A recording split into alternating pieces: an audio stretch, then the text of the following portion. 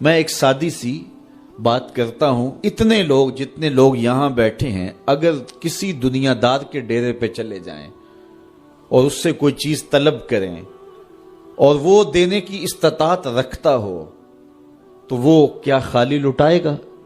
وہ کہے گا اتنے لوگ آگے ہو تو ڈیرہ داری کی شان کے خلاف ہے کہ میں ان کو خالی لٹاؤں۔ تو جب یہ دنیا دار خالی نہیں لٹاتا تو رب کیسے خالی لٹائے گا؟ جب بندے اس کی دہلیز پہ چل کے آ جائیں تو وہ بندوں کی ضرورتوں کا کفیل ہے اور ان کے ہر درد کو جانتا ہے اور ان کی ضرورتوں کو پورا کرتا ہے۔ علماء نے کہا دعا ہر صورت قبول ہوتی ہے، یا تو یہ ہے کہ فوراً قبول ہو جاتی ہے، جو مانگا فوراً مل گیا، اور کبھی ایسا ہوتا ہے کہ فوراً نہیں ملتا، حکمت ہوتی ہے اور فوری دینا مناسب نہیں ہوتا تو اس کو فوری نہیں دیا جاتا، لیکن دعا بعد میں کچھ عرصے کے بعد اس کی ڈیمانڈ پوری کر دی جاتی ہے۔ اور کبھی ایسا ہوتا ہے نہ فوری دیا جاتا ہے نہ بدیر دیا جاتا ہے، اس دعا کو ذخیرہ کر لیا جاتا ہے اور حشر کے دن اس کا بدلہ دیا جائے گا۔ اور روایت میں آتا ہے حشر کے دن جب ان دعاؤں کا بدلہ دیا جائے گا جن کا بدلہ دنیا میں نہیں ملا تھا تو لوگ آرزو کریں کہ کاش کہ دنیا میں کوئی دعا قبول ہی نہ ہوئی ہوتی، سارے صلے آخرت میں ملتے۔ اللہ اکبر۔ کبھی ایسا ہوتا ہے جو مانگا جاتا ہے وہ نہیں دیا جاتا، اس کے بدلے میں کچھ اور چیز دے دی جاتی ہے جو اس کی ضرورت ہوتی ہے اور جو اس کے لیے مناسب ہوتی ہے۔ وہ کچھ اور مانگ رہا ہوتا ہے لیکن اللہ اپنی حکمت کے تحت اسے کچھ اور عطا کر دیتا ہے۔ بہر صورت دعا قبول ہوتی ہے اور بندوں کے اٹھے ہوئے ہاتھ اللہ پسند کرتا ہے۔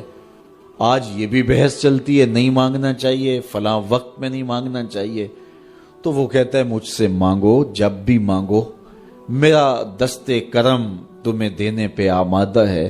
اور اگر کوئی نہیں مانگتا تو فرمایا کل ما یابو بکم ربی لولا دعاؤکم، اے محبوب فرما دو اگر یہ نہیں مانگیں گے تو اللہ بھی پرواہ نہیں کرے گا۔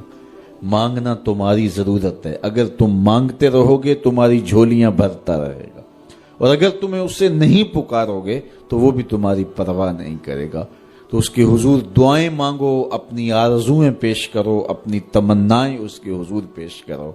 اچھا دنیا داروں سے مانگیں تو اپنے لیے مانگتے ہیں، لیکن اللہ سے مانگو تو اپنے لیے بھی مانگو، اوروں کے لیے بھی مانگو۔ وہ کریم ہے، وہ دیتا ہے اور خوش ہو کے دیتا ہے، تو اس سے مانگو، اس سے جھولی پھیلاؤ۔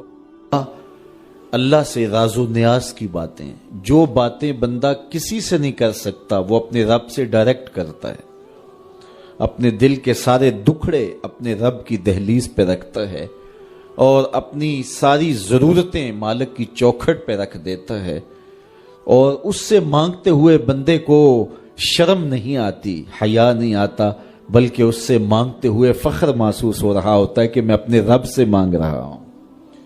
کسی اور سے مانگیں تو جھجک لگتی ہے، لیکن مالک سے مانگیں تو اپنائیت کا احساس ہوتا ہے کہ میں اس سے مانگ رہا ہوں، اس لیے کہ وہ ہمارا رب لگتا ہے، ہمارا اس سے ربط کتنا گہرا ہے۔ مسجد نبوی کا ایک کونا تھا اور ایک بندہ وہاں بیٹھ کے دعا مانگ رہا تھا۔ اس کے دعا کے لفظوں پہ غور کیجئے، اے اللہ میں تجھ سے اس لیے مانگتا ہوں کہ تو میرا اللہ ہے، تیرے علاوہ میرا ہے بھی تو کوئی نہیں۔ تو یہ وہ دعا مانگ رہا تھا اور مسجد نبوی کے کونے میں بیٹھا تھا۔ حضور نے دیکھا تو ایک صحابی سے کہا وہ جو دعا مانگ رہا ہے اس کو جا کے بتا دو تمہاری دعا قبول ہو گئی ہے۔